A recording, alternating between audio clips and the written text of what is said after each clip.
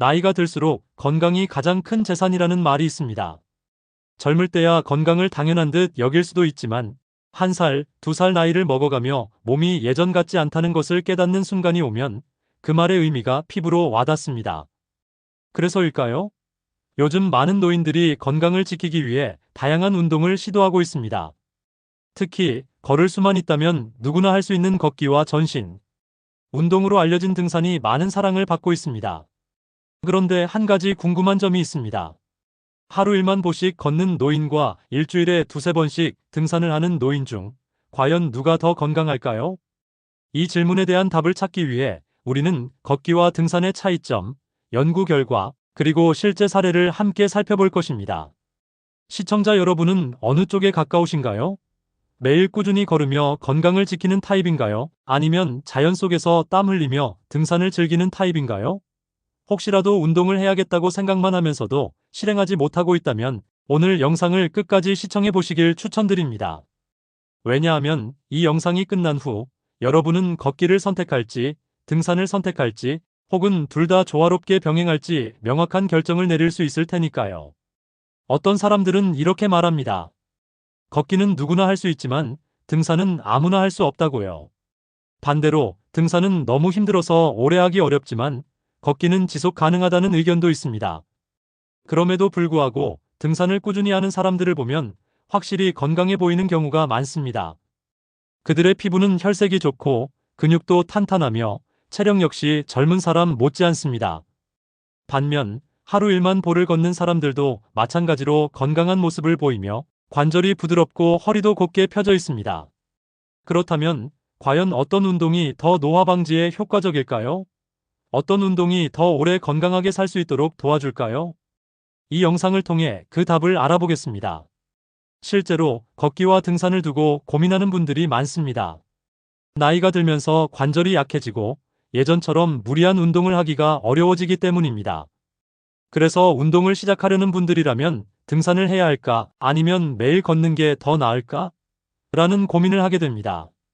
어떤 분들은 난 무릎이 좋지 않아서 등산은 못해라고 하시고 또 어떤 분들은 걷기는 효과가 적어서 재미가 없어라고 말씀하시기도 합니다. 그런데 정말 그럴까요? 걷기와 등산은 단순히 운동 방법의 차이일까요? 아니면 건강에 미치는 영향이 근본적으로 다를까요? 사실 걷기와 등산은 각각의 장점과 단점이 있습니다. 걷기는 누구나 쉽게 할 수 있으며 특별한 장비 없이도 어디서든 가능하다는 점에서 큰 장점이 있습니다. 반면 등산은 오르막과 내리막을 반복하며 하체뿐만 아니라 상체까지 사용하는 전신 운동이 되기 때문에 심폐지구력과 근력을 동시에 강화할 수 있습니다. 하지만 무릎 관절에 부담이 갈 수 있다는 점에서 신중하게 접근해야 하는 운동이기도 합니다.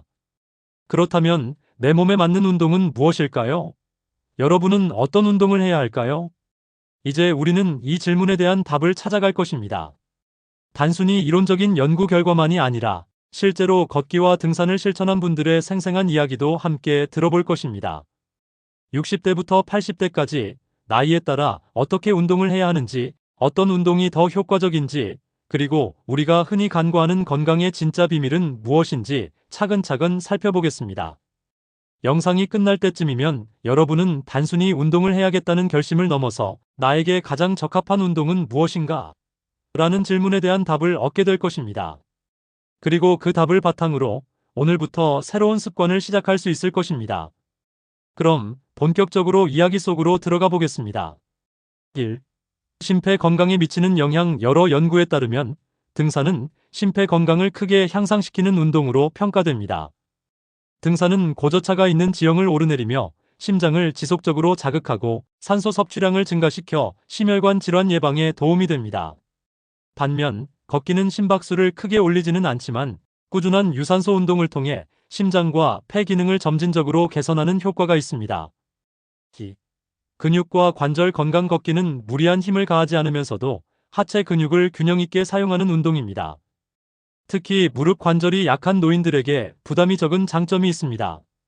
반면 등산은 하체 근육뿐만 아니라 상체와 코어 근육까지 사용하게 되어 전신 근력 강화에 유리하지만 경사가 심한 길에서는 무릎에 부담이 갈 수 있어 주의가 필요합니다. 3. 체중 조절과 칼로리 소모 등산은 걷기보다 더 많은 칼로리를 소모하는 운동입니다. 오르막을 오를 때 더 많은 에너지를 사용하게 되며 운동 강도가 높기 때문에 체중 조절에 유리합니다. 반면 걷기는 장시간 지속할 수 있어 꾸준히 하면 체지방 감량에 효과적이지만 단시간 내에 큰 변화는 기대하기 어렵습니다. 4. 정신 건강과 스트레스 해소. 자연 속에서 운동하는 것은 정신 건강에도 긍정적인 영향을 줍니다. 등산은 숲과 계곡을 지나며 자연의 소리를 들을 수 있어 스트레스 해소와 심리적 안정에 효과적입니다. 걷기도 명상과 같은 효과가 있어 정신적인 안정에 도움을 주지만 도심 속에서 걷는 경우 주변 환경에 따라 그 효과가 다를 수 있습니다. 5.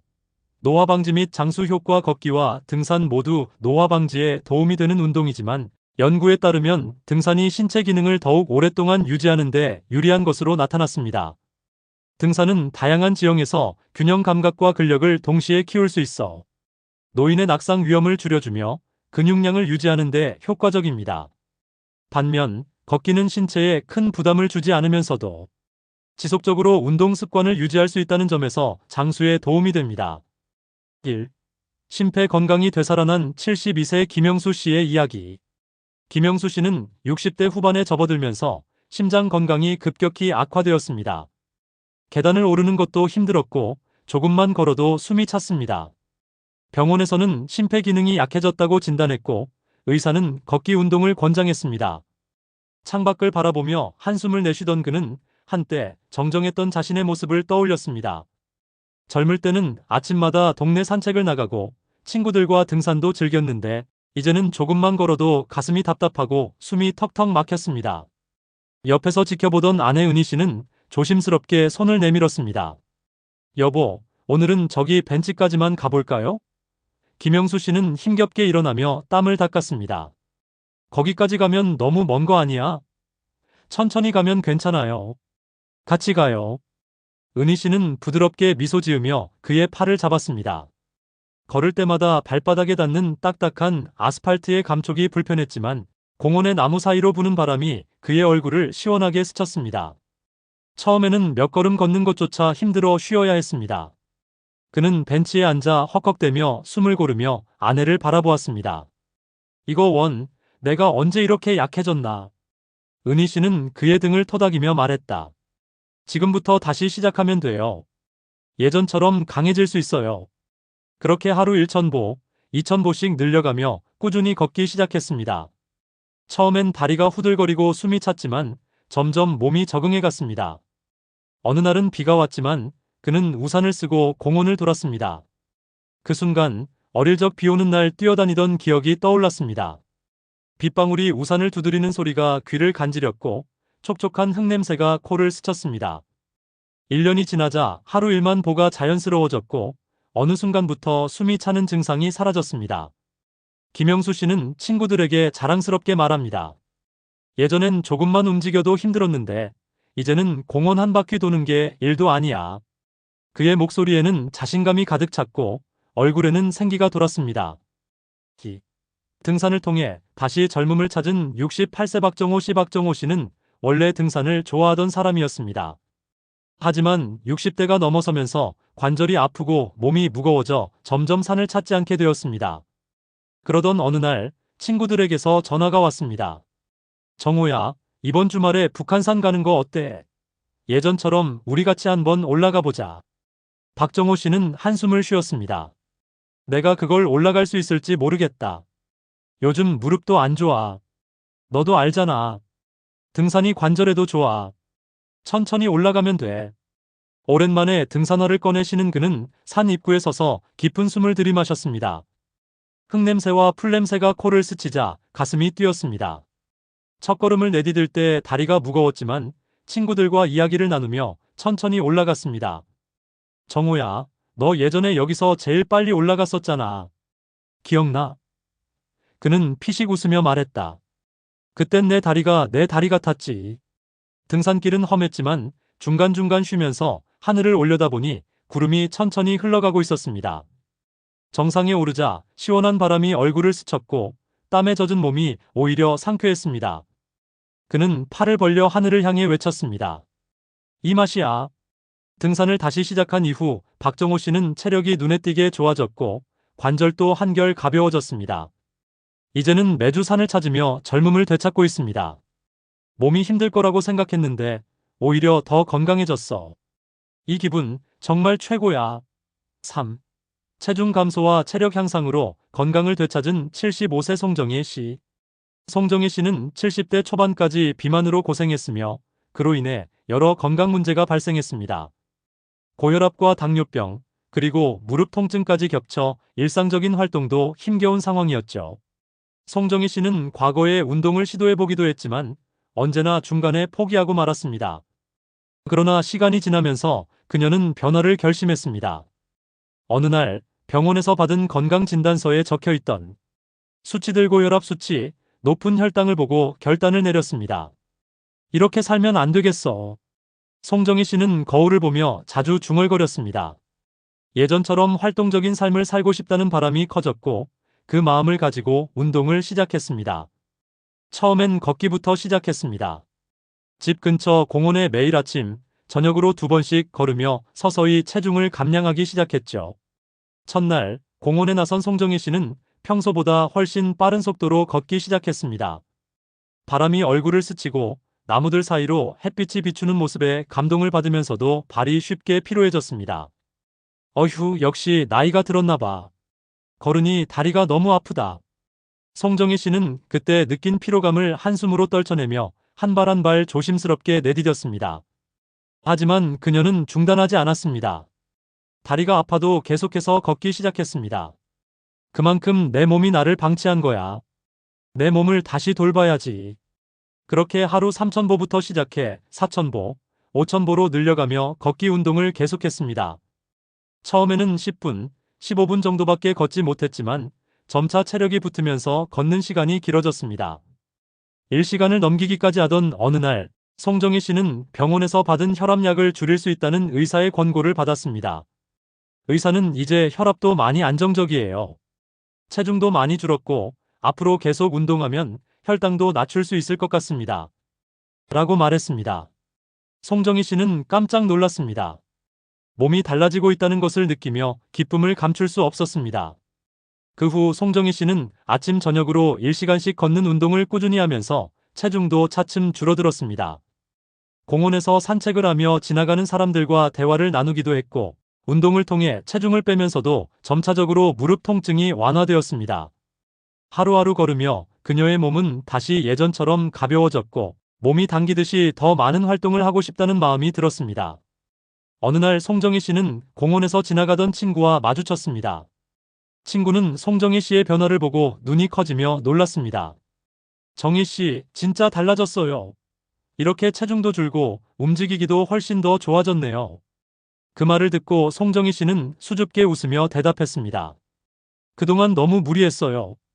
처음에는 힘들었지만 지금은 몸이 좋아지고 있다는 걸 느껴요. 이제는 걸을 때 기운이 나고 살도 빠지고 몸도 가벼워졌어요. 송정희 씨는 이제 매일 아침 저녁으로 걷기를 즐기고 있습니다. 처음엔 하루에 3,000보만 걷던 것이 이제는 하루에 1만 보를 목표로 하고 있습니다. 병원에서는 그녀의 건강 상태가 많이 호전되었다고 이야기하며 계속 운동을 이어가라고 격려하고 있습니다. 송정희 씨는 이제 자신감을 되찾았습니다. 더 이상 피로한 몸을 걱정하며 살아가지 않게 되었습니다. 체중이 줄고 건강이 좋아지면서 그녀는 다시 예전처럼 활기찬 삶을 살아가고 있습니다. 한때는 걷는 것도 힘들었지만 이제는 하루하루가 즐겁고 건강한 삶으로 가득 차 있습니다. 나도 할 수 있다는 걸 느꼈어요. 앞으로도 계속 이 길을 갈 거예요. 건강한 삶을 위해서. 송정희 씨는 그렇게 웃으며 앞으로의 미래를 향해 힘차게 걸어가고 있습니다. 4. 자신감을 되찾은 70세 이주현 씨의 이야기. 이주현 씨는 60대 후반부터 몸이 무겁고 힘들어지기 시작했습니다. 과거에는 활발한 성격으로 등산도 자주 했고 친구들과 함께 자전거도 타고 운동을 즐겼지만 나이가 들면서 점차 활동량이 줄어들었고 체중도 늘어나기 시작했습니다. 병원에서 받은 건강검진에서 고혈압과 당뇨병 위험이 있다는 말을 들은 후 이주현 씨는 자신이 더 이상 예전처럼 건강을 유지할 수 없다는 사실에 충격을 받았습니다. 그 후 이주현 씨는 몇 년간 운동을 전혀 하지 않다가 어느 날 예전에 함께 운동하던 친구가 이주연 씨를 찾아왔습니다. 친구는 이주연 씨에게 말했습니다. 주연아, 요즘 너 어떻게 지내? 내가 운동 한번 같이 하자. 예전처럼 한번 가볍게 산책이라도 해볼래? 이주연 씨는 처음에는 고개를 저었습니다. 내가 뭐 운동을 할 수 있겠어? 너무 몸이 무겁고 조금만 걸어도 숨이 차. 하지만 친구는 긍정적인 표정으로 대답했습니다. 그래도 한번 시작해봐. 나랑 같이 가면 네가 생각보다 더 잘할 수 있을 거야. 걱정하지 말고 같이 해보자. 이주현 씨는 결국 친구의 말에 동의하고 처음으로 다시 운동을 시작하기로 결심했습니다. 그날은 가볍게 공원에서 20분 정도 걷기로 했습니다. 걷는 동안 발걸음이 점점 무겁게 느껴졌고 첫 10분은 숨이 찼습니다. 아, 이렇게 힘든 줄 몰랐어. 예전엔 전혀 이렇게 힘들지 않았는데. 이주현 씨는 속으로 생각하면서 천천히 걸음을 이어갔습니다. 하지만 그날 이후 이주현 씨는 꾸준히 매일 30분씩 걷기를 시작했습니다. 처음에는 조금 힘들었지만 시간이 지나면서 몸이 점점 가벼워지고 숨이 덜 차는 걸 느꼈습니다. 그 후 3개월이 지나고 이주현 씨는 자신감을 되찾기 시작했습니다. 이제는 매일 걷기를 하는 것이 일상이 되었고 하루 1만 보를 목표로 삼고 걸었습니다. 그녀는 매일 공원에서 걷고 주말에는 친구들과 함께 가벼운 하이킹도 다녔습니다. 점점 체중이 줄고 건강이 좋아지는 것이 눈에 띄게 느껴졌습니다. 어느 날 이주연 씨는 거울 앞에서 자신을 보며 웃었습니다. 예전보다 훨씬 더 젊어 보였고 건강해 보였습니다. 이제는 내가 이렇게 바뀔 수 있다는 걸 느꼈어. 내가 할 수 있다고 믿었어. 이주연 씨는 기쁨을 숨기지 못하며 친구들에게 말했습니다. 이주연 씨의 변화는 단지 외모나 체중뿐만 아니라 내적인 변화도 가져왔습니다. 그녀는 이제 더 이상 스스로를 제한하거나 과거의 건강 문제에 묶여있지 않았습니다. 더 많은 사람들과 활동적으로 교류하며 여행을 떠나기도 하고 그동안 미뤄왔던 취미를 재개했습니다. 이주현 씨는 이제 자신의 변화를 통해 다른 사람들에게도 운동의 중요성을 강조하고 있습니다. 운동은 나이를 불문하고 누구나 할 수 있어요. 제 나이에도 이렇게 변할 수 있다는 걸 알았으니까요. 매일 조금씩이라도 움직이면 건강은 따라옵니다. 이주현 씨는 이제 건강한 몸과 마음으로 매일을 즐기며 살고 있습니다. 그녀는 이제 매일 아침 가벼운 스트레칭을 하고 오후에는 공원에서 산책을 하며 삶의 질을 더욱 향상시키고 있습니다. 그리고 그 변화는 그녀에게 큰 만족감을 주고 있습니다. 5. 운동을 통해 삶의 활력을 되찾은 80세 김재희 씨의 이야기. 김재희 씨는 80세가 된 지금까지도 건강한 생활을 유지하고 있습니다. 그러나 그녀의 건강이 항상 좋았던 것은 아니었습니다. 70대 후반까지 그녀는 수년간 체중 증가와 함께 걷기가 힘들어지고 점차 일상적인 활동마저 어려워졌습니다. 고혈압과 당뇨병, 그리고 허리 통증은 그녀를 집에만 두게 했고 자주 병원을 오가는 일이 반복되었습니다. 점차적으로 김재희 씨는 건강에 대한 자신감을 잃고 한때 즐겨하던 운동도 모두 포기하고 말았습니다. 어느 날 김재희 씨의 큰딸이 집을 방문했을 때 딸은 어머니가 점점 더 힘들어하는 모습을 보고 놀랐습니다. 엄마, 최근 들어 너무 많이 아파 보여요. 병원에 또 가셔야 할 것 같아요. 아니면 조금이라도 걷기라도 해보세요. 그 말을 들은 김재희 씨는 잠시 말을 잇지 못했습니다. 딸의 말은 너무도 정확했지만 동시에 너무도 답답하게 들렸습니다. 내가 아직도 운동을 한다고? 김재희 씨는 자조적으로 웃으며 말했습니다. 나이가 들어서 다리가 아프고 몸이 무거워지면 운동은커녕 집 밖에 나가기도 힘들어. 지금처럼 지내는 게 나아. 하지만 딸은 좌절하지 않았습니다. 엄마, 나도 어릴 때 엄마가 얼마나 많이 운동하시던지 기억나잖아요? 요즘은 나도 운동을 하며 건강을 챙기고 있어요. 조금씩 시작해보세요. 예전처럼 조금이라도 더 활동하시면 건강이 좋아질 거예요. 그날 밤 김재희 씨는 자신의 몸 상태를 생각하며 조금씩 다시 운동을 시작해보자는 결심을 했습니다. 아마도 내가 더 이상 나가기를 거부하면 몸은 더 쇠약해질 거야. 그렇게 그녀는 다시 한번 도전을 결심했습니다. 그녀는 처음에는 하루 10분이라도 공원에서 가볍게 걷기로 했습니다. 처음 공원에 나갔을 때 햇볕에 비친 나뭇잎들이 푸르고 싱그럽게 흔들리는 모습은 보기 좋았지만 걸음걸이는 아주 느리고 힘들었습니다. 다리가 아프고 숨이 가빠졌지만 그녀는 조금씩 더 걸어보려 노력했습니다.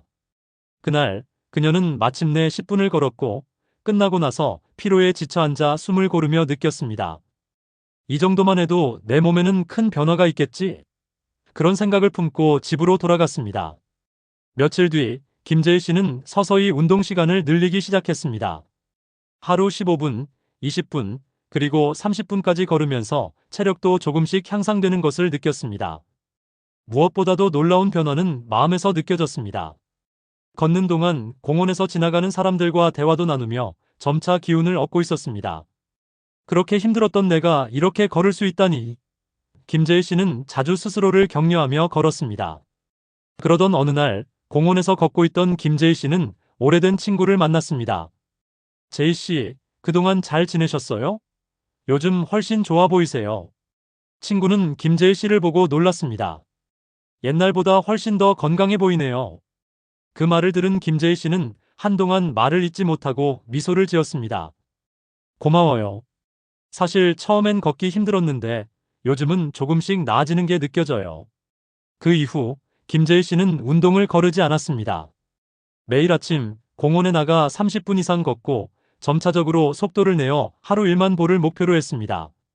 그녀는 운동을 하면서 기분이 좋아지고 몸도 점차 건강해지는 것을 느꼈습니다.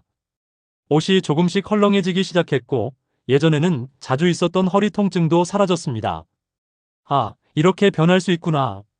내 몸도 나를 도와주고 있다는 걸 실감해요. 김재희 씨는 어느 날 아침 거울을 보며 기뻐하며 중얼거렸습니다. 그녀는 이제 운동이 자연스러운 일상이 되어버렸고 매일 걸으며 체력도 키워갔습니다. 그뿐만 아니라 기분이 좋아지면서 주변 사람들과의 관계도 개선되었습니다. 그녀는 자주 친구들과 산책을 함께 가며 건강한 삶을 이야기했습니다. 이젠 나도 할 수 있다는 자신감이 생겼어요. 운동을 다시 시작하니까 삶이 정말 달라졌어요. 김재희 씨는 미소를 지으며 말했다. 김재희 씨는 하루하루가 더욱 활기차고 자신감 넘치는 삶을 살고 있습니다. 이제는 단지 걷기뿐만 아니라 가벼운 스트레칭과 자전거 타기까지 시작했으며 여행을 떠나는 즐거움도 되찾았습니다. 그녀는 더 이상 나이가 많다는 이유로 건강을 포기하지 않으며 주변 사람들에게도 운동을 통한 변화를 적극적으로 공유하고 있습니다.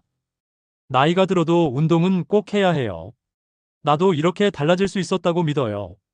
김재희 씨는 말하며 앞으로도 건강한 삶을 계속 이어갈 것이라고 다짐했습니다. 인생 선배로서 후배들에게 전하는 진심 어린 이야기.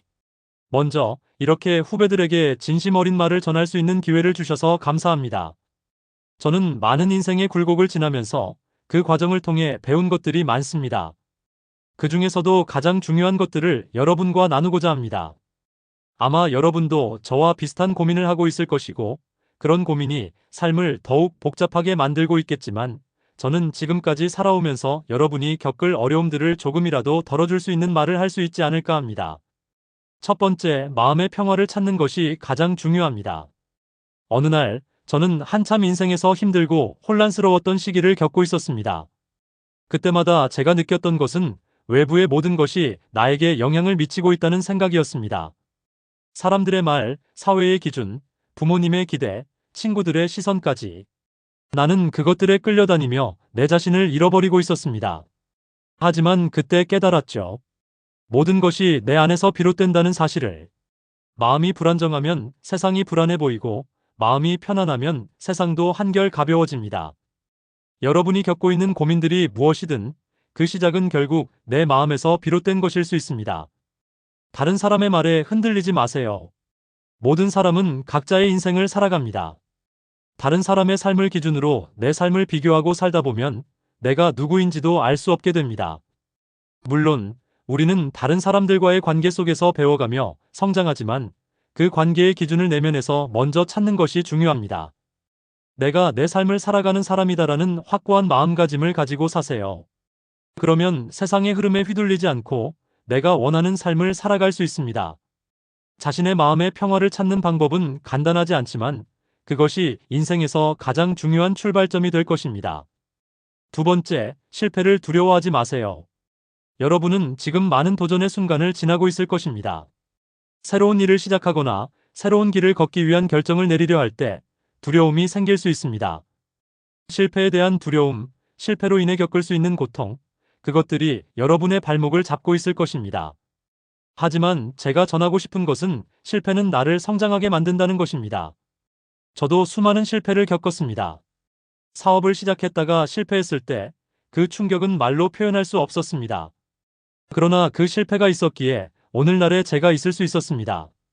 실패를 겪고 난 후 저는 더 이상 두려움에 휘둘리지 않았습니다. 오히려 실패는 저를 단단하게 만들었고 저를 더욱 강하게 만들었습니다. 실패는 여러분이 더 나은 사람으로 성장할 수 있는 기회입니다. 실패 자체가 문제인 것이 아니라 그 실패에서 무엇을 배우고 어떻게 일어설 것인가가 중요합니다. 실패를 두려워하지 마세요. 오히려 그 실패가 여러분을 더욱 성숙하게 만들 것입니다. 그리고 한 가지 더 말씀드리고 싶은 것은 인생에서 실패한 것처럼 보이는 순간도 나중에는 돌아봤을 때 그 실패가 가장 큰 배움의 시간이었음을 깨닫게 될 것입니다. 그러니 두려워하지 말고 계속해서 도전해 나가세요. 세 번째, 사람과의 관계에서 진심을 다하세요. 사람은 사회적인 존재이기 때문에 관계는 누구에게나 중요합니다. 그러나 많은 사람들이 인간관계에서 어려움을 겪고 있습니다. 친구 관계에서, 가족 관계에서, 직장 내에서 서로의 기대와 요구가 충돌하면서 갈등이 생기기 쉽습니다. 그때마다 우리가 놓치지 말아야 할 것은 진심입니다. 저는 여러 사람을 만나고 많은 관계를 경험하면서 깨달은 것이 있습니다. 진심을 다하는 사람에게는 결국 진심이 돌아온다는 것입니다. 물론 모든 사람이 나와 똑같은 방식으로 나를 대할 수는 없습니다. 하지만 내가 다른 사람에게 진심을 다할 때 그 진심은 언젠가 반드시 돌아옵니다. 여러분도 사람들과의 관계에서 내가 진심을 다하고 있는가라는 질문을 던져보세요. 상대방을 이해하고 그들의 입장에서 생각하며 그들이 필요로 하는 것을 알기 위해 노력하는 것. 그것이 진심이 담긴 관계입니다. 물론 때로는 내 마음을 전하는 것이 어려울 수도 있습니다. 하지만 관계에서 가장 중요한 것은 진정성입니다. 누군가가 나를 믿어주고 나를 의지할 수 있는 이유는 내가 그들에게 진심을 다했기 때문입니다. 그래서 사람들과의 관계에서는 무조건 진심을 다하세요. 그것이 비록 시간이 지나고 길게는 몇 년 후에 돌아올지라도 결국 여러분의 진심이 상대방의 마음에 닿아 삶의 깊이를 더하게 될 것입니다. 네 번째, 자신을 사랑하고 돌보세요. 후배들이 종종 물어봅니다. 어떻게 내 자신을 더 사랑할 수 있을까요? 라고. 그 질문을 들을 때마다 저는 자신을 사랑하는 것의 중요성을 새삼 느낍니다. 우리는 종종 다른 사람들을 사랑하고 가족을 돌보며 친구들에게 신경을 씁니다. 하지만 그 전에 자신을 사랑하는 것이 가장 우선입니다. 자신을 사랑하는 것은 자신에 대한 존중에서 시작됩니다. 자신을 잘 돌보고 스스로에게 긍정적인 말을 해주세요. 아무리 바빠도 자기 자신에게 시간을 내주세요.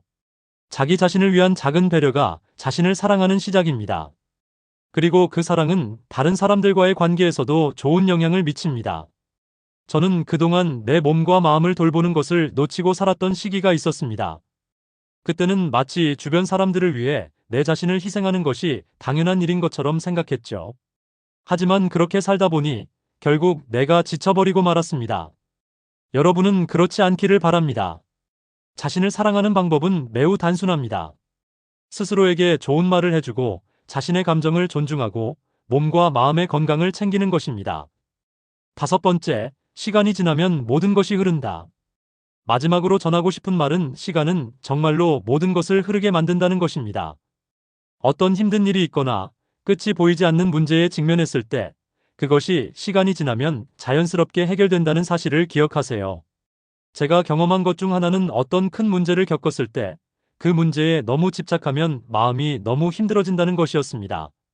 하지만 시간이 지나면서 그 문제는 점차 흐려지기 시작했고 결국 해결되지 않았던 부분들도 시간이 지나면서 저절로 해결되었습니다. 여러분이 지금 겪고 있는 문제도 결국 시간과 함께 흐를 것입니다. 물론 그 시간이 지나기까지 많은 인내와 노력이 필요하지만 시간이 지나면 결국 문제는 지나가고 여러분은 더 강한 사람이 되어 있을 것입니다.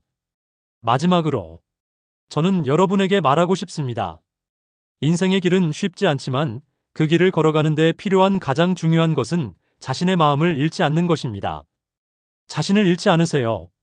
그리고 인생에서 겪는 모든 어려움 속에서도 그 어려움을 넘어서려는 용기를 잃지 않길 바랍니다.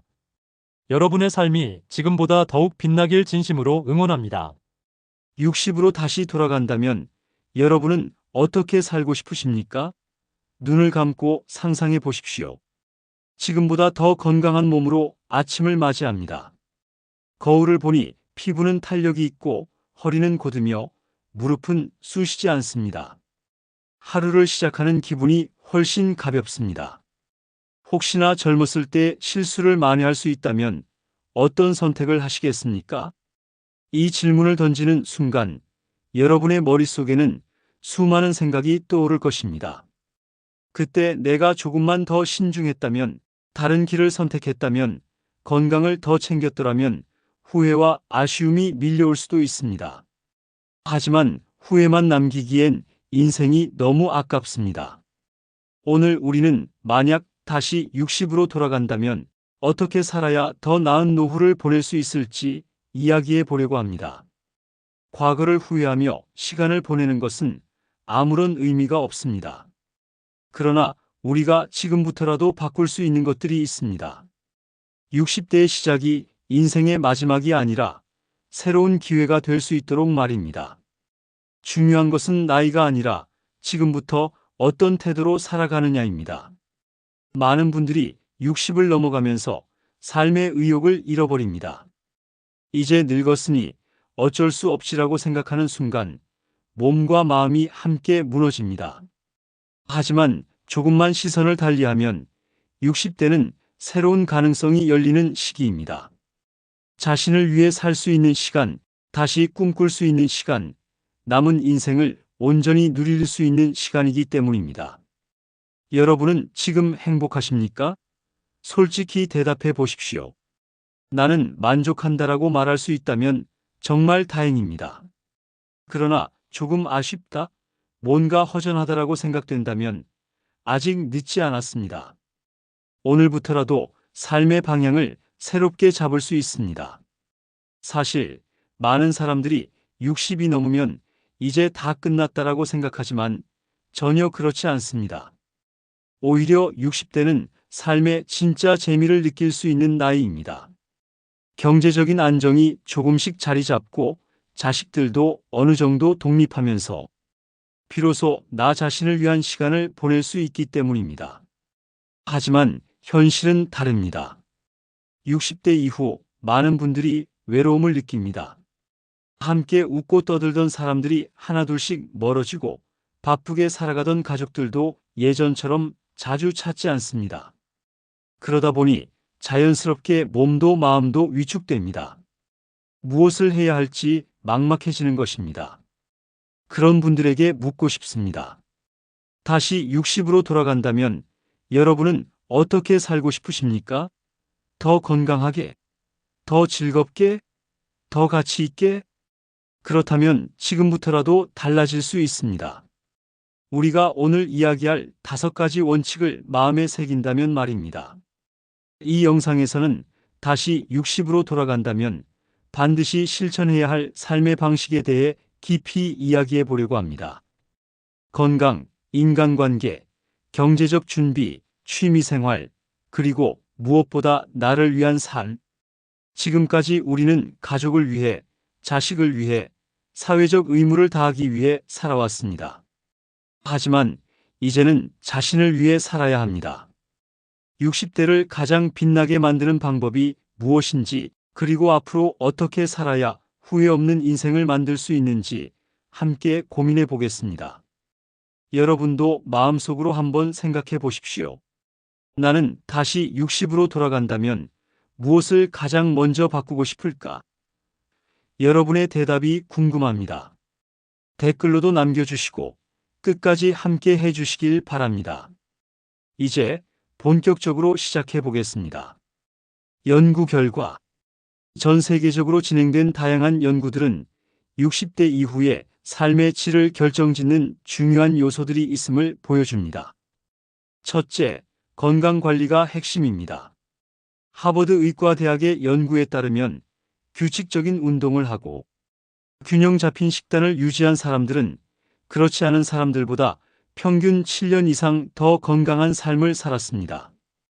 또한 유럽 노화연구소의 조사에서는 규칙적인 신체 활동이 치매 발생률을 40% 이상 낮춘다는 결과를 발표했습니다. 둘째, 인간관계가 중요합니다. 미국 국립노화연구소의 NIA는 고립된 노인이 사회적으로 활발한 노인보다 우울증에 걸릴 확률이 2배 이상 높다고 밝혔습니다. 반면 꾸준히 친구를 만나고 새로운 인간관계를 형성하는 사람들은 인지 기능 저하 속도가 느려지고 삶의 만족도가 증가하는 경향을 보였습니다. 셋째, 경제적 준비도 빼놓을 수 없습니다. 일본의 한 연구에 따르면 노후 준비가 잘 되어 있는 사람들은 그렇지 않은 사람들보다 정신, 건강이 더 좋고 스트레스가 적었습니다.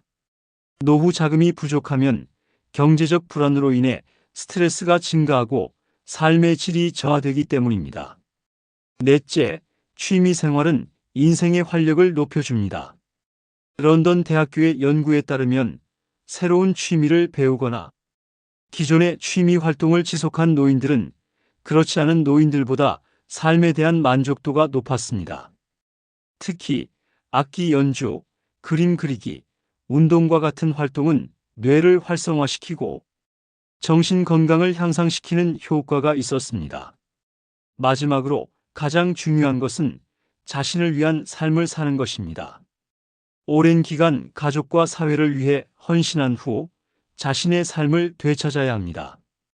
연구에 따르면 자기 개발과 자아 실현을 위해 노력하는 사람들이 그렇지 않은 사람들보다 더 건강하고 행복한 노년을 보내는 것으로 나타났습니다. 이제 이러한 연구 결과를 바탕으로 60대 이후 더 나은 삶을 위해 실천해야 할 5가지 핵심 원칙을 자세히 살펴보겠습니다. 1. 건강을 최우선으로 하라. 건강은 모든 것의 시작입니다. 나이가 들수록 건강이 가장 큰 자산이 됩니다. 매일 아침 30분씩 산책하는 것만으로도 심혈관 질환을 예방할 수 있으며 근력 운동은 골다공증을 막아줍니다. 또한 건강한 식단을 유지하는 것이 중요합니다. 가공식품을 줄이고 신선한 채소와 단백질을 충분히 섭취하면 몸이 훨씬 가벼워집니다. 의료 검진을 정기적으로 받고 작은 통증이라도 무시하지 않는 것이 중요합니다. 건강을 잃으면 아무것도 의미가 없기 때문입니다. 2. 인간관계를 소중히 하라. 인간관계는 60대 이후 삶의 질을 좌우하는 중요한 요소입니다. 인간은 사회적 동물로 혼자서는 살아갈 수 없습니다. 특히 노년기에는 가족과 친구들, 이웃과의 관계가 매우 중요합니다. 연구에 따르면 사회적 고립은 우울증을 유발하고 인지 기능 저하를 가속화할 수 있습니다. 60대 이상 사람들 중 적극적으로 사회 활동을 하는 이들은 그렇지 않은 사람들보다 훨씬 건강하고 행복한 삶을 살고 있다는 결과가 많습니다. 인간관계를 잘 유지하는 것은 단순히 대화를 나누는 것 이상입니다. 정기적인 만남을 통해 서로의 감정을 나누고 때로는 감정을 터놓을 수 있는 친구가 있다는 사실 자체가 큰 위안이 됩니다. 심리학자들은 소속감이 인간의 기본적인 욕구 중 하나라고 말합니다. 나이가 들수록 외로움이 커질 수 있지만 이런 상황에서도 꾸준히 친구를 사귀거나 오래된 친구들과의 관계를 지속하는 것이 정신 건강을 지키는 데 매우 중요합니다. 만약 주변에 친구가 없다면 새로운 모임에 참여해 보세요. 요즘은 온라인으로도 다양한 관심사를 공유할 수 있는 커뮤니티가 많습니다. 그렇게 조금씩 사람들과의 교류를 늘려가면 60대 이후에도 삶의 활력이 넘칠 것입니다. 이와 같은 연구 결과들은 우리가 함께 살아가야 한다는 진리를 다시 한번 깨닫게 합니다. 그러니 언제든지 사람들과의 관계를 소홀히 하지 않도록 합시다. 3. 경제적 준비를 철저히 하라. 노후의 삶에서 경제적 준비는 생명선과도 같습니다. 경제적 준비가 부족하면 건강을 잃을 때마저도 해결할 방법이 없고 심리적 불안정성이 커질 수 있습니다. 한 연구에 따르면 60대 이상 인구 중 50%가 경제적인 불안감을 느끼며 이들 중 많은 사람들이 자녀나 지인에게 금전적인 지원을 요청하기도 합니다. 그러나 이는 본인에게 큰 스트레스를 주고 자존감을 낮추는 원인이 될 수 있습니다. 정확한 은퇴 계획을 세우고 지속적으로 자산을 관리하는 것이 매우 중요합니다. 가능한 한 일찍부터 금융 계획을 세워두면 나이가 들어갈수록 부담을 줄일 수 있습니다. 예를 들어 은퇴 후에도 소득을 올릴 수 있는 방법들을 마련하는 것이 좋습니다. 연금, 저축, 부동산 투자 등을 통해 안정적인 재정 상태를 유지할 수 있도록 노력해야 합니다. 경제적 준비는 단지 돈을 모은다는 개념을 넘어서 자신의 삶에 대한 자율성을 높이는 것입니다. 노후를 자신이 원하는 방식으로 살기 위해서는 반드시 계획적인 경제 관리가 필요합니다. 실질적인 조언으로는 소비를 줄이고 정기적으로 재정 점검을 하는 습관을 기르는 것이 유익합니다. 그리하여 60대가 되면 더 이상 경제적 문제로 삶의 질이 저하되지 않도록 준비하는 것이 필수적입니다. 4. 취미를 가져라. 60대 이후에 취미를 가질 수 있다는 사실은 매우 중요합니다. 사실 취미는 단순한 시간 때우기가 아니라 인생의 의미를 찾고 새로운 즐거움을 찾는 방법입니다. 연구에 따르면 취미 활동을 하는 사람들이 그렇지 않은 사람들보다 스트레스 수준이 낮고 우울증에 걸릴 확률도 낮다고 합니다. 취미가 주는 재미는 뇌를 활성화시키고 신체적인 건강을 유지하는 데도 도움을 줍니다. 어떤 취미를 가질지는 사람마다 다르지만 자신이 좋아하는 것을 찾는 것이 중요합니다. 그림을 그리거나 악기를 배우거나 운동을 시작하거나 여행을 떠나는 등의 다양한 선택지가 있습니다. 특히 운동을 취미로 삼으면 몸도 건강해지고 심리적인 스트레스도 해소할 수 있습니다. 예를 들어 가벼운 요가나 수영은 체력을 유지하면서도 심리적 안정감을 얻을 수 있는 좋은 방법입니다. 새로운 취미를 배우는 것도 매우 유익합니다. 예를 들어 외국어를 배우거나 악기를 배우는 등의 활동은 뇌를 자극하고 인지 능력을 향상시키는 데 도움이 됩니다. 이처럼 취미를 통해 자신의 삶에 새로운 활력을 불어넣고 60대 이후에도 긍정적인 에너지를 유지할 수 있습니다. 5. 자신을 위한 삶을 살아라. 마지막으로 가장 중요한 원칙은 자신을 위한 삶을 사는 것입니다. 많은 사람들이 가족을 위해, 사회를 위해, 자녀를 위해 살아왔습니다. 그러나 60대 이후에는 자신을 위해 살아야 합니다. 여러분이 자신을 위해 시간을 보내는 것은 이기적인 것이 아니라 그동안 살아온 삶의 보상을 받는 과정입니다. 자기 자신을 위해 소중한 시간을 갖고 즐겁고 만족스러운 일을 해야 합니다. 자신을 위한 삶은 자기 개발과 자아 실현을 의미합니다. 스스로 만족할 수 있는 삶을 만들기 위해 노력해야 합니다. 예를 들어 좋아하는 일에 시간을 투자하거나 여행을 떠나 새로운 경험을 쌓는 것이 그 일환이 될 수 있습니다. 또한 감정적으로 자신을 돌보고 긍정적인 생각을 유지하려는 노력도 필요합니다. 스스로의 행복을 최우선으로 생각하는 것은 후회 없는 삶을 살아가는 중요한 방법입니다. 이렇게 60대 이후의 삶을 더 나은 방향으로 이끌기 위해서는 자신을 위한 삶을 살아야만 합니다. 이제는 자녀들이 자립하고 더 이상 사회적 책임에서 벗어난 시점이기 때문에 자신을 위한 삶을 추구하는 것이 전혀 부끄럽지 않습니다. 오히려 자신이 행복할 때 주변 사람들도 그 행복을 공유하게 될 것입니다. 건강을 최우선으로 한 사례. 최진우는 오랫동안 건강을 뒷전으로 미뤄왔다. 젊었을 때는 회사와 가족을 돌보느라 운동할 시간도 없었고 은퇴 후에도 건강 관리의 중요성을 제대로 실감하지 못했다. 그러던 어느 날 아침에 일어나 계단을 내려가다 갑자기 다리가 풀려 주저앉고 말았다. 가슴이 두근거리고 숨이 찼다. 병원에 가보니 의사는 체력이 급격히 저하된 상태라며 운동과 식단 개선이 시급하다고 했다. 진우는 처음엔 큰 충격을 받았다. 이제 와서 뭘 바꾼다고 달라질까? 라는 생각이 들었지만 건강을 잃으면 아무것도 할 수 없다는 사실을 깨달았다. 그는 매일 아침 동네 공원을 걷기 시작했다. 처음에는 몇 분만 걸어도 숨이 찼지만 조금씩 거리를 늘려가며 하루 30분 이상 걷는 것이 목표가 되었다. 어느 날 오랜 친구를 우연히 만났는데 친구는 진우가 예전보다 훨씬 활기차 보인다고 말했다. 그 말을 들은 순간 진우의 얼굴에 자신도 모르게 미소가 번졌다. 진우는 이제 건강을 삶의 중심에 두고 있다. 정기적으로 건강검진을 받고 식단에도 신경을 쓰며 요가와 가벼운 근력 운동까지 병행하고 있다.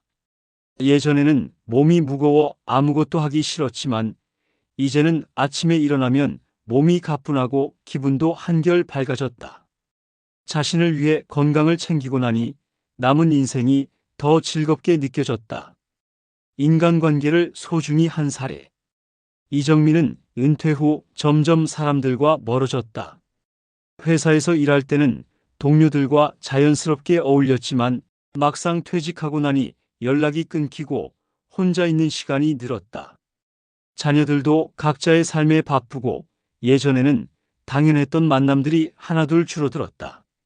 그러던 어느 날 집에서 혼자 TV를 보다가 문득 이러다 고립되는 거 아닐까 하는 생각이 들었다. 정민은 용기를 내어 오랜 친구에게 전화를 걸었고 몇 년 만에 다시 만나기로 했다. 친구와 함께 점심을 먹으며 옛날 이야기를 나누다 보니 가슴 깊이 쌓여있던 외로움이 조금씩 풀렸다. 그날 이후 그는 의식적으로 인간관계를 챙기기 시작했다.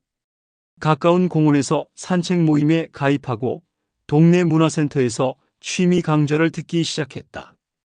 처음에는 낯설고 어색했지만 점차 익숙해졌고 새로운 친구들도 생겼다.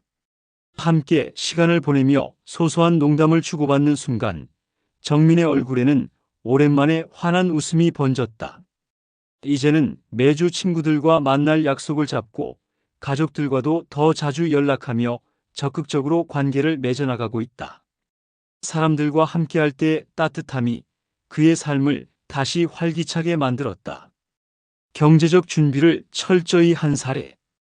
박경수는 은퇴 후에도 경제적인 걱정이 끊이지 않았다. 젊었을 때는 은퇴 후의 삶을 깊이 고민하지 않았지만 막상 고정적인 수입이 사라지자 불안감이 밀려왔다. 예상치 못한 병원비나 생활비 상승이 걱정됐고 남은 자산을 어떻게 관리해야 할지 막막했다. 그러던 중 친구의 권유로 재정관리 강의를 듣게 되었다. 강의를 들으면서 그는 자신의 소비 습관을 점검하고 연금과 투자에 대해 공부하기 시작했다. 불필요한 지출을 줄이고 안전한 금융상품에 조금씩 투자하면서 점점 경제적 안정감을 되찾았다. 처음에는 숫자와 금융 용어가 낯설어 어려웠지만 점차 이해하면서 자신감을 가지게 되었다. 몇 개월 후 경수는 자산을 체계적으로 관리하면서 심리적으로도 안정감을 느꼈다. 이제는 매달 예산을 짜고 필요 없는 지출을 줄이면서도 여유롭게 생활하고 있다. 경제적 불안을 덜어내고 나니 오히려 인생을 더 여유롭게 즐길 수 있게 되었다. 취미를 즐긴 사례. 김영자는 은퇴 후 하루하루가 무료했다. 젊을 때는 항상 바빴고 퇴직하면 여유롭게 쉬고 싶었지만 막상 시간이 많아지니 무엇을 해야 할지 몰랐다. TV를 보며 시간을 보내던 어느 날 우연히 문화센터에서 수채화 강좌를 한다는 소식을 들었다. 예전부터 그림을 그리고 싶었지만 한 번도 제대로 배운 적이 없던 영자는 망설였다. 내가 할 수 있을까? 라는 두려움이 있었지만 용기를 내어 강좌에 등록했다. 첫 수업에서 붓을 잡은 순간 그의 얼굴에는 설렘과 긴장감이 교차했다. 조심스럽게 색을 섞어가며 첫 그림을 완성했을 때 영자는 잊고 있던 성취감을 느꼈다. 강사와 친구들이 칭찬해주자 그의 입가에 잔잔한 미소가 떠올랐다. 시간이 지나면서 그림 그리는 것이 즐거워졌고 매일 아침 수채화를 그리는 것이 일상이 되었다. 취미를 가지니 하루가 더 실했고 인생이 한층 더 풍요로워졌다. 자신을 위한 삶을 선택한 사례. 조혜진은 평생 가족을 위해 헌신했다. 자녀들을 키우고 남편을 뒷바라지하며 자신의 삶을 거의 잊고 살았다. 하지만 자녀들이 독립하고 남편도 퇴직하면서 문득 자신이 너무 오랫동안 타인을 위해 살아왔다는 걸 깨달았다. 어느 날 혜진은 예전부터 가고 싶었던 여행지를 떠올렸다. 예전에는 가족을 챙기느라 늘 미뤘지만 이번에는 결심했다. 혼자 여행을 떠나 낯선 도시에 도착했을 때 그녀의 마음은 설렘과 두려움이 뒤섞여 있었다. 하지만 이내 거리의 풍경을 천천히 감상하며 오롯이 자신을 위한 시간을 보내는 기쁨을 만끽했다. 그 후 혜진은 자신을 위해 살아가기로 했다. 좋아하는 책을 읽고 새로운 취미를 찾고 친구들과 더 많은 시간을 보내기로 했다. 예전에는 늘 가족을 우선으로 했지만 이제는 자신의 행복도 소중하다는 것을 깨달았다. 자신을 위한 삶을 선택한 이후 그녀의 얼굴에는 예전보다 훨씬 밝은 미소가 떠올랐다. 내가 살아온 인생을 돌아보면 후회와 성취, 슬픔과 기쁨이 뒤섞여 있습니다. 젊은 시절에는 늘 바쁘게 살았고 미래를 위해 쉼없이 달려왔습니다. 하지만 시간이 흐르고 나이가 들어가면서 문득 깨닫게 된 것들이 있습니다. 그것을 여러분과 나누고자 합니다. 내 젊은 날은 그야말로 치열한 나날이었습니다.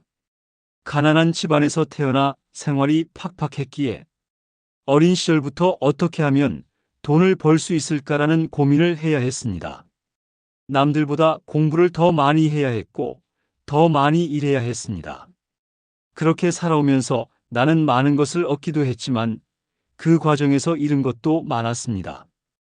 가장 큰 것은 가족과의 시간, 그리고 나 자신을 위한 시간이었습니다. 한창 일할 때는 지금은 바빠서 가족을 챙기지 못하지만 나중에 성공하면 다 보상할 수 있을 거야라고 생각했습니다. 그렇게 스스로를 위로하며 밤을 새워가며 일했고 쉴 틈 없이 움직였습니다.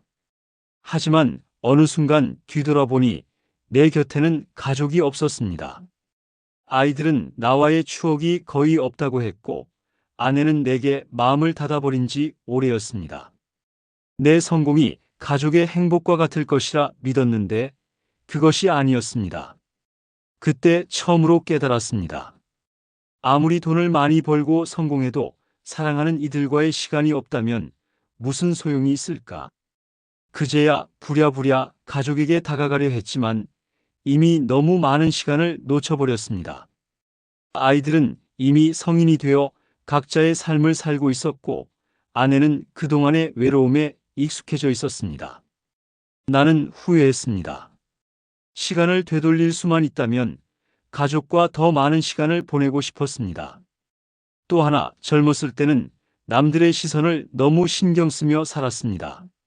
남들이 나를 어떻게 볼까? 이렇게 하면 남들이 나를 인정해 줄까?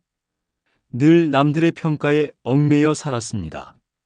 하지만 나이가 들고 보니 남들은 나에게 그다지 관심이 없었습니다. 정작 나는 다른 사람들의 눈치를 보느라 정작 내 삶을 제대로 살지 못하고 있었던 것입니다. 젊을 때 그 사실을 깨달았다면 나는 훨씬 더 자유롭게 살 수 있었을 것입니다. 그러니 여러분에게 꼭 전하고 싶습니다. 남들의 시선에 얽매이지 마십시오. 중요한 것은 여러분이 원하는 삶을 살아가는 것입니다.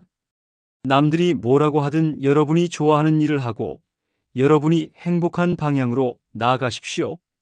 인생은 길지도 짧지도 않지만 주어진 시간을 어떻게 쓰느냐에 따라 전혀 다른 삶이 됩니다. 그리고 또 한 가지, 젊을 때부터 건강을 챙기십시오. 젊을 때는 몸이 쉽게 회복되기에 건강을 쉽게 생각하기 쉽습니다. 하지만 건강은 한번 무너지면 되돌리기 어렵습니다. 나는 젊은 시절 건강을 돌보지 않았고 나이가 들어서야 그 대가를 톡톡히 치렀습니다. 병원에 가는 일이 잦아지고 하고 싶은 일이 있어도 몸이 따라주지 않았습니다. 젊을 때 건강을 잘 관리했다면 지금보다 훨씬 더 활기찬 삶을 살 수 있었을 것입니다. 그러니 젊은 날부터 운동을 하고 건강한 식습관을 들이며 몸을 아끼십시오. 건강은 후회한다고 돌아오지 않습니다. 또한 삶에서 가장 중요한 것은 관계입니다. 사람들과의 관계를 소홀히 하지 마십시오. 성공을 위해 친구를 멀리하고 가족을 등한시하는 것은 결코 좋은 선택이 아닙니다. 시간이 지나고 나면 돈보다 중요한 것이 결국 사람임을 깨닫게 됩니다.